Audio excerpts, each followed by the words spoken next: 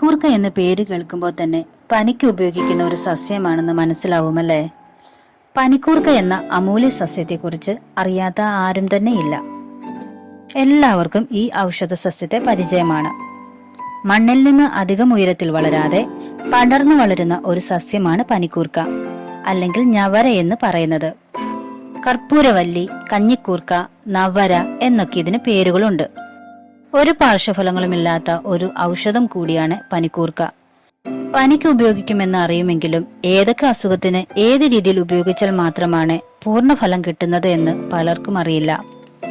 ചില അസുഖങ്ങൾക്ക് ഇലയുടെ നീര് നേരിട്ടും ചില അസുഖങ്ങൾക്ക് വാട്ടിയ ഇലനീരുമാണ് ഉപയോഗിക്കുന്നത്. ആസ്മ, അതുപോലെ സ്കിൻ പ്രോബ്ലംസ്, ഇതിനൊക്കെ നീര് നേരിട്ടാണ് ഉപയോഗിക്കുന്നത്. പനി, ജലദോഷം, കഫക്കെട്ട് ഇതിനൊക്കെ വാട്ടിയ ഇലനീരും ഉപയോഗിക്കുന്നു. സാധാരണയായി എല്ലാവരും ഇല പറിച്ച് ആവി പിടിക്കുകയോ അല്ലെങ്കിൽ വെള്ളം തിളപ്പിച്ച് കുടിക്കുകയോ ഒക്കെയാണ് ചെയ്യുന്നത്. അപ്പോൾ തന്നെ ഒരു ആശ്വാസം ലഭിക്കുമല്ലേ? എന്നാൽ ഉപയോഗിക്കേണ്ട രീതിയിൽ ഉപയോഗിച്ചാൽ പൂർണ്ണമായ ഫലം തന്നെ ഉണ്ടാകും. മുതിർന്നവർക്ക് നേരിട്ട് ഉപയോഗിക്കാമെങ്കിലും കുട്ടികൾക്ക് കൊടുക്കുമ്പോൾ ഇല വാട്ടിയെടുത്ത് നീര് തന്നെ കൊടുക്കാൻ ശ്രദ്ധിക്കുക. ഇല പറിച്ചെടുത്ത് നന്നായി കഴുകിയ ശേഷം വേണം ഉപയോഗിക്കാൻ. ചട്ടിയിൽ വെച്ച് ചൂടാക്കിയോ ആവിയിൽ വെച്ചോ ഇല വാട്ടിയെടുക്കാവുന്നതാണ്. ഇല വാട്ടിയെടുത്ത് അതിന്റെ നീരെടുത്ത് തേൻ ചേർത്ത് കുട്ടികൾക്ക് നൽകാം. തേനിനു പകരം പനങ്കൽക്കണ്ടം ചേർത്തും കൊടുക്കാം. അത് ഏറെ ഗുണം ചെയ്യും. പച്ചനീരെടുത്ത് നെറുകയിലും നെഞ്ചിലും തേച്ചു കൊടുക്കാവുന്നതുമാണ്.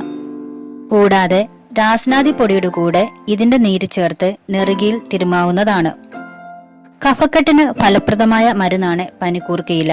വാട്ടിയെടുത്ത നീരിൽ കുരുമുളക് പൊടി, മഞ്ഞൾപ്പൊടി, കല്ലുപ്പ് എന്നിവ ചേർത്ത് ഉപയോഗിക്കാം. കുട്ടികൾക്ക് കൊടുക്കുമ്പോൾ കല്ലുപ്പിനു പകരം പനങ്കൽക്കണ്ടമോ തേനോ ചേർക്കുക. നെഞ്ചിലെയും തലയിലെയും കഫക്കെട്ട് ചികിത്സിച്ചു മാറ്റിയില്ലെങ്കിൽ അണുബാധ വരാൻ സാധ്യത കൂടുതലാണ്. ഇതിനൊരു മരുന്ന് തയ്യാറാക്കി ഉപയോഗിക്കാവുന്നതാണ്. തലേ ദിവസം വൈകിട്ട് നന്നായി കഴുകിയ ഇല അരിഞ്ഞ് 1.5 ഗ്ലാസ് വെള്ളത്തിലിട്ട് തിളപ്പിക്കുക. അത് 1 ഗ്ലാസ്സായി വറ്റിച്ചെടുക്കുക. ഈ വെള്ളത്തിൽ പനങ്കൽക്കണ്ടം ഇട്ടുവെക്കണം. പിറ്റേ ദിവസം 2-3 നേരമായി കുടിക്കുക. കഫക്കെട്ടിന് മാറ്റം വരുന്നത് അനുഭവിച്ചറിയാൻ സാധിക്കും. തുടർച്ചയായി ചെയ്യണമെന്ന് മാത്രം. മുതിർന്നവർക്കും പനി മാറാൻ പനിക്കൂർക്കയില ചായ വെച്ച് കുടിക്കാൻ സാധിക്കുന്നതാണ്. നന്നായി കഴുകിയ ഇല 1/2 ഗ്ലാസ് വെള്ളത്തിൽ തിളപ്പിച്ച് അല്പം ചായപ്പൊടി ഇട്ട് ഉപയോഗിക്കാം. വേണമെങ്കിൽ മധുരം ചേർക്കാവുന്നതാണ്. ഇതിന്റെ കൂടെ ആവശ്യമെങ്കിൽ തുളസി, കുരുമുളക്, ഇഞ്ചി, മഞ്ഞൾപ്പൊടി, കുരുമുളക് പൊടി എന്നിവ ചേർക്കുക. എന്നിട്ട് കഷായമായും ഉപയോഗിക്കാവുന്നതാണ്. നല്ല പൊടികൾ ചേർക്കണമെന്ന് മാത്രം. സീസണിൽ വരുന്ന തുടർച്ചയായ പനിക്ക് പനിക്കൂർക്കയുടെ ഉപയോഗം കൊണ്ട് ശമനം ഉണ്ടാകുന്നതാണ്. വിവിധതരം രോഗങ്ങൾക്ക് ആയുർവേദം നിർദ്ദേശിക്കുന്ന അമൂല്യ സസ്യം കൂടിയാണ് പനിക്കൂർക്ക. ഇത് ആഹാരത്തിൽ ഉൾപ്പെടുത്താവുന്നതുമാണ്. വെള്ളം തിളപ്പിച്ച് കുടിക്കുക, നീര് മാത്രമായി ഉപയോഗിക്കുക, ചമ്മന്തിയായി ഉപയോഗിക്കുക, ബജ്ജി ഉണ്ടാക്കി കഴിക്കുക. ഈ രീതിയിലൊക്കെ നമുക്ക് പനിക്കൂർക്കയില ഉപയോഗപ്പെടുത്താവുന്നതാണ്. കണ്ണിന്റെ ആരോഗ്യം മെച്ചപ്പെടുത്തുന്നു. ഷുഗർ, BP എന്നിവ കൺട്രോൾ ചെയ്യുന്നു. മുടിയുടെ വളർച്ചയെ സഹായിക്കുന്നു. സന്ധിവേദനയ്ക്ക് ആശ്വാസം ലഭിക്കുന്നു. ഇതൊക്കെ പനിക്കൂർക്കയിലയുടെ മറ്റ് ഔഷധ വശങ്ങളാണ്.